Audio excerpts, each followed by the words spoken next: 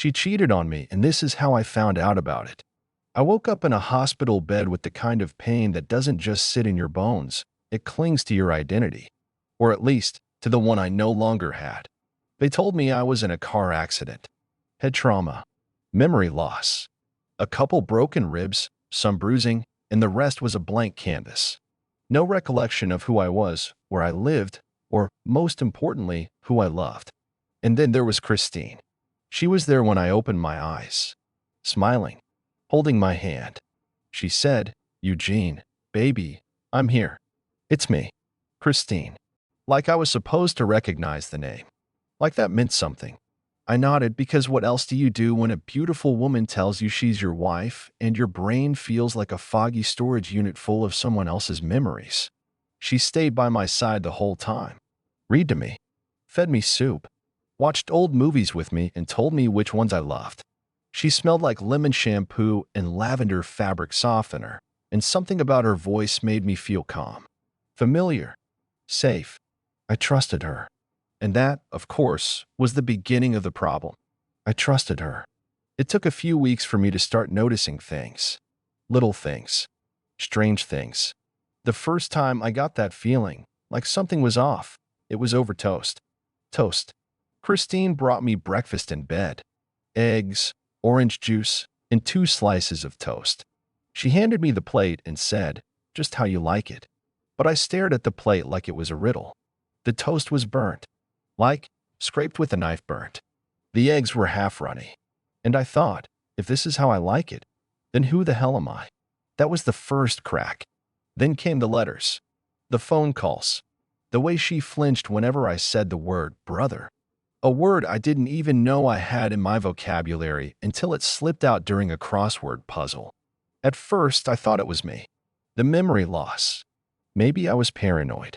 Maybe this was what healing looked like. Disorientation, misplaced suspicion, emotional vertigo. But no, something was wrong. I didn't know who I was, but I was starting to realize who she was and what she had done. This is the story of how I found out my wife, Christine, the woman who nursed me back from the brink, had cheated on me. Not with a stranger, not with a coworker, with my brother. And the worst part? I forgot. She didn't. And she was hoping I never would remember. But I did. And it ruined everything. They told me not to rush my recovery.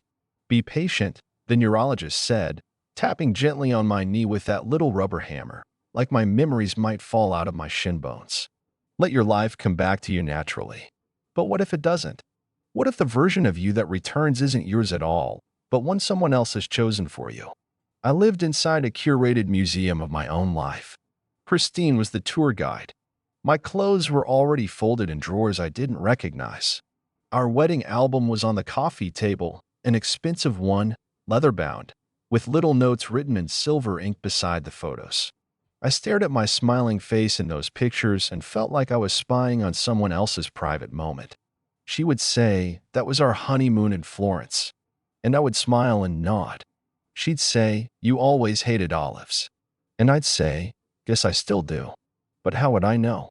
I was like a husband actor playing the role of a man named Eugene, written and directed by Christine.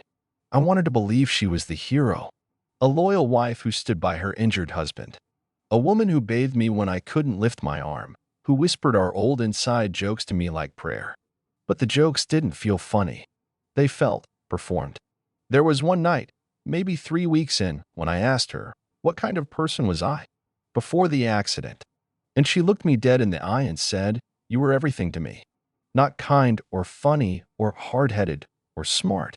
Just, you were everything." Like she didn't want to give me details. Like she didn't want me asking again. And that's when I began to feel it, this quiet, humming dissonance. Like I was inside a perfect snow globe, and she was holding it. And every time I tried to shake things up and see what fell, she steadied the base. Kept everything still. I didn't know it then, but memory loss isn't just forgetting. It's surrender. You become a blank space, and everyone rushes in with a marker, ready to fill it. Christine used a permanent one. But secrets, no matter how carefully disguised, leave smudges. And eventually, I found one, tucked behind a book I didn't remember reading. in handwriting that wasn't mine. And the signature? It said Michael. I didn't know who Michael was, but Christine did. And that's where it began to unravel. Christine told me we met at a hardware store. You were trying to fix a broken lamp, she said. I told you to just throw it away, but you were stubborn. You said anything worth lighting once was worth saving. It sounded poetic, almost suspiciously so, but I let it slide. I pictured it the way she told it. Aisle 7, her in a wool coat, me fumbling with light bulbs, the spark of attraction igniting somewhere between socket wrenches and clearance extension cords. She said we dated for a year before moving in together. Got married 2 years after that. She told me I was funny, protective, a little emotionally clumsy but deeply loyal. She said I used to leave notes on the bathroom mirror, dumb puns, movie quotes, a reminder to take her vitamins. I wanted all of it to be true. Our house was clean and neutral. Beige walls, dark floors, a wall of black and white wedding photos. Her arms wrapped around me in every single one. A version of me who looked like he knew things I couldn't recall but felt in my bones. We had routines, rituals, morning coffee, 2 sugars, evening walks, her arm looped through mine. On Thursdays, we'd order in and complain about the world, she said. There was a comfort to it, like slipping into a warm bath of someone else's memories. Sometimes I'd find myself halfway through telling her a story, something random, like a dream I had or a feeling I couldn't explain, and she'd stop me and smile. You used to say that all the time. That made me feel tethered, real, like maybe some part of me was still intact. I started to believe we had something rare. She cried once when I picked up a guitar I didn't know I could play and strummed a few half-mangled chords. Sat on the edge of the couch, fingers trembling, and whispered, "You used to write me songs. I thought I'd never hear you play again." I didn't ask her for proof. I didn't need to. Because when someone sits beside your brokenness and says, "You were beautiful once, and you still are," you don't question it. You cling to it, especially when you don't know who else you ever were. But the sweetness, looking back, tasted a little off, like fruit just past ripe, like something preserved too long. There was something in her eyes that didn't match her smile. A little tightness in her jaw when certain things came up. A weird pause when she said, "we," as if she was skipping over some part of the story. I chalked it up to grief, trauma, fear. My accident had nearly killed me. Maybe she was just scared I'd never come back all the way. But now I know better. Now I know it wasn't just fear. It was guilt. And eventually, guilt leaves fingerprints. The first crack wasn't loud. It was a faint tremor, something subtle, a late-night phone call. I heard it through the wall, muffled. Christine whispering in that soft, performative voice people use when they think they're in a movie. "No, I told you, he doesn't remember. It's like living with a stranger." I froze, toothbrush halfway to my mouth. When I asked her the next morning, she said it was her sister, nervous about her divorce, and smiled like I was the one being weird. Maybe I was. I'd started keeping a notebook under the mattress, recording anything strange. I called it the reality log, a dumb name, but it gave me structure, something to lean on. Day 17, she was crying in the garage. Said it was from stress. No mention of a call. Day 19, found a hoodie in the laundry that wasn't mine. Too big. Not hers. When I asked, she said it was probably yours from before. Day 23, a letter fell out of a book. I wasn't supposed to see it.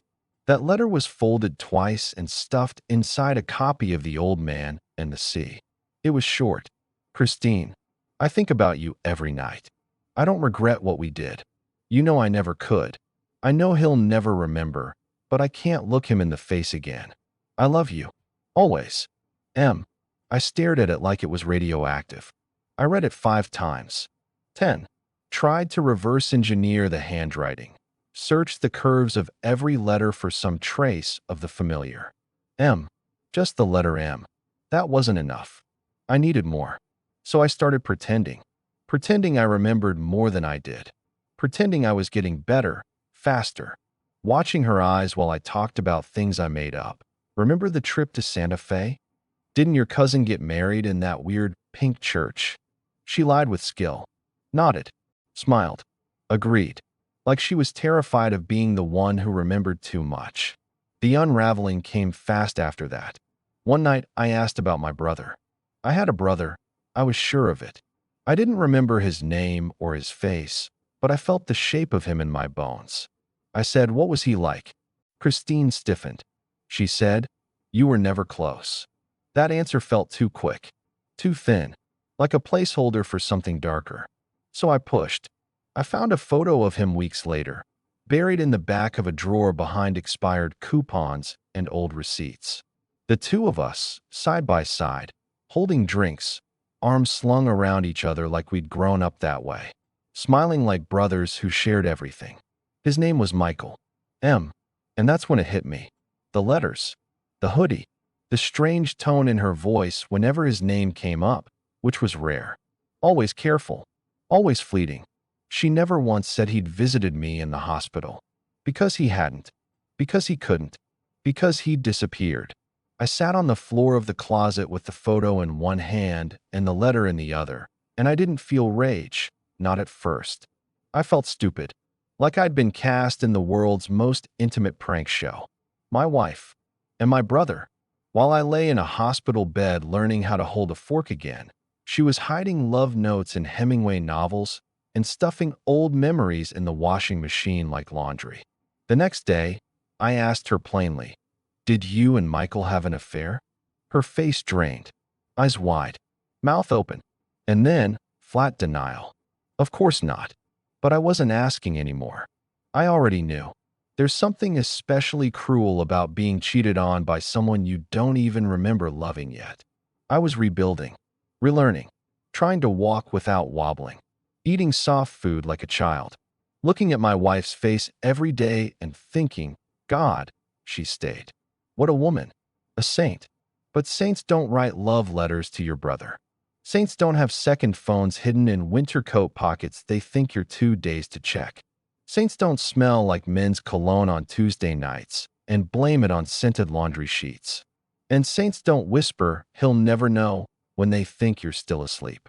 Let me walk you through the hidden theater behind the curtain. After my accident, when I was still in a hospital bed learning to distinguish between shampoo and hand soap, Christine was already seeing him. My brother Michael. She kept him a secret like a mold she didn't want sunlight to touch. I didn't know at first, but the neighbors did. One of them, a retired substitute teacher named Dana who always walked her dog too slow, told me casually one day, "Your brother's car used to be here a lot. Before you came home. Before I came home." Apparently, he came by often, parked on the side of the street, never stayed overnight, but always looked tense when he left. You know what that means. We all do. He was helping her, she said, helping her cope.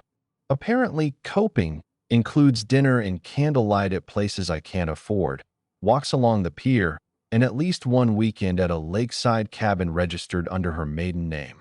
How do I know? Because my memory didn't come back all at once. It came back in flashes. Random, brutal, like a movie someone else shot inside my skull. One day, I'm buttering toast, and I get hit with an image of Christine in lingerie I never saw her wear. But the bedroom? It was familiar. It was mine. And the voice? Michael's. Clear as glass. I threw up in the sink.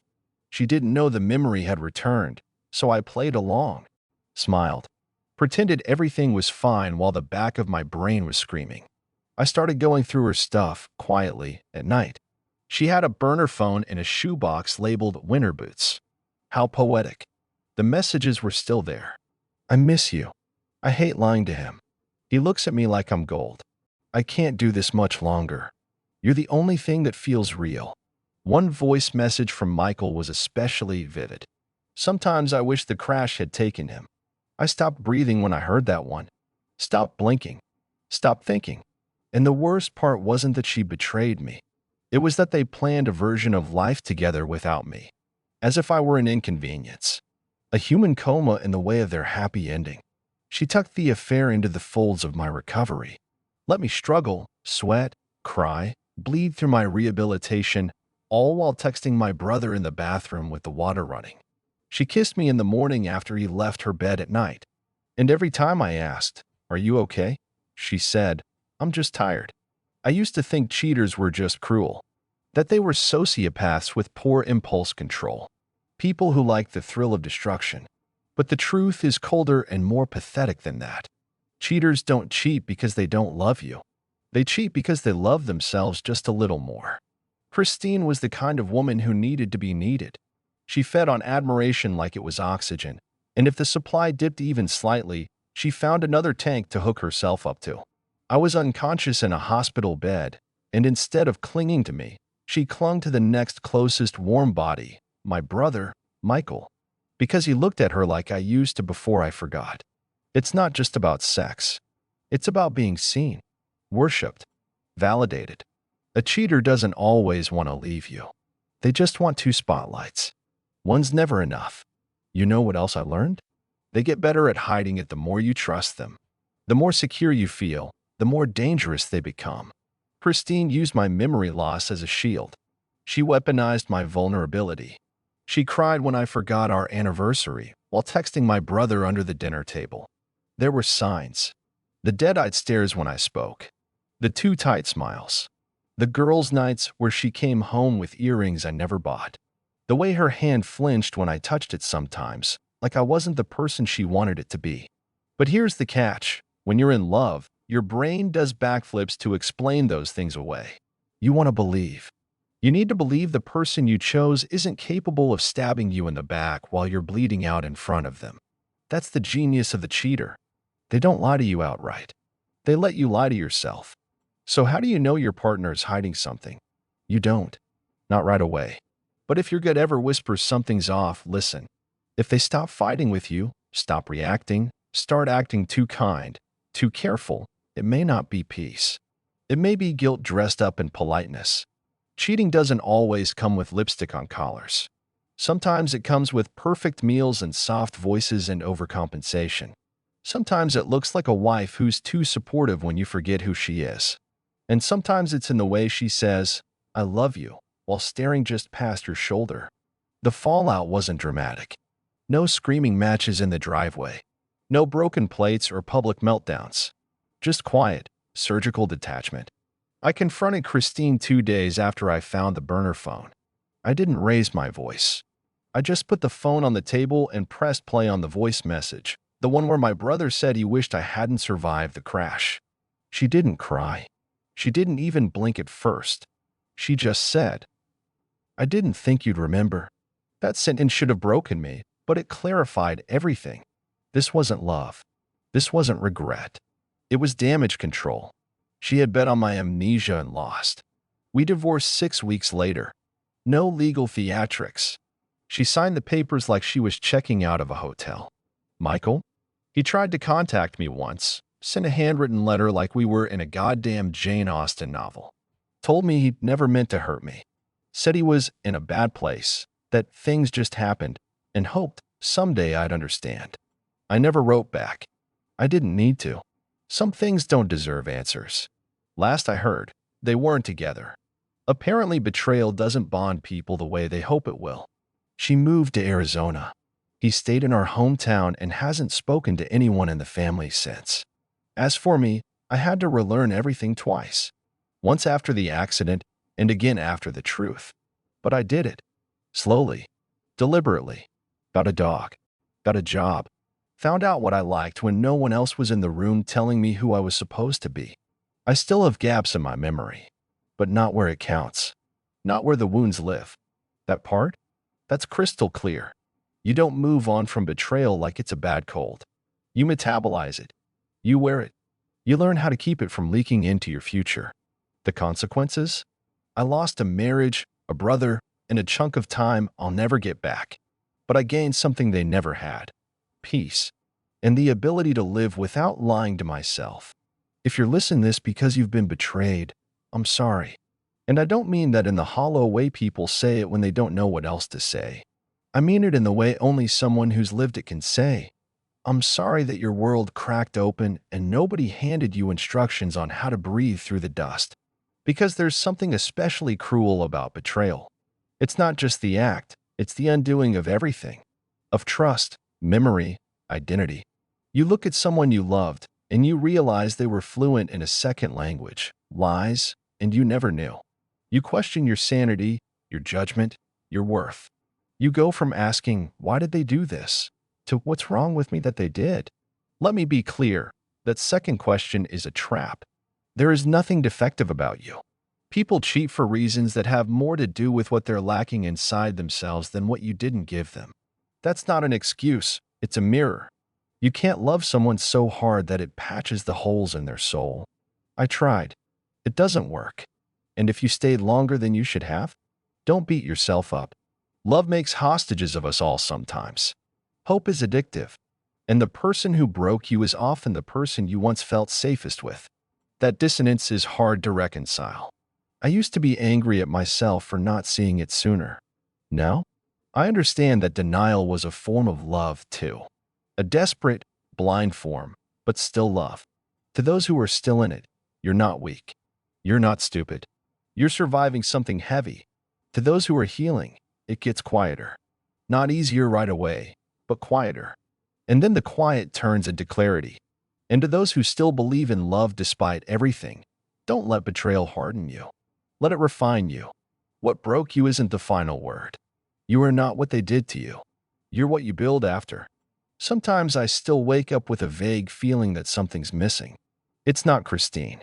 It's not even my brother. It's the version of myself that existed before everything fell apart. The man who trusted easily, who didn't second-guess the look in someone's eyes or wonder what's hiding behind a smile. I miss him. He was simpler, softer, but he didn't know what I know now. He didn't know how deep people can bury the truth, or how silence can hum like a second language in a marriage. He didn't know that someone can hold your hand with one and hide a knife behind their back with the other. He also didn't know he could survive all that. But I do. I live in a smaller apartment now. One bedroom, no shared closet, no his Anna's towels. Just mine. I drink the coffee I like, black, no sugar. I read books that don't pretend life is fair. I walk my dog, a rescue mutt named Oscar who snores like an old man and doesn't lie to me. And sometimes, when I sit on the fire escape at night, I feel something close to contentment. It's not joy exactly, but it's honest. And after everything, that's a gift. If there's anything this story is, it's not revenge or tragedy. It's a reminder. Memory can be broken. Love can be betrayed. But truth, eventually, finds its way out of the dark. And when it does, you get to choose what you do with it. I chose to live, not perfectly, not loudly, but freely. And I hope you will too.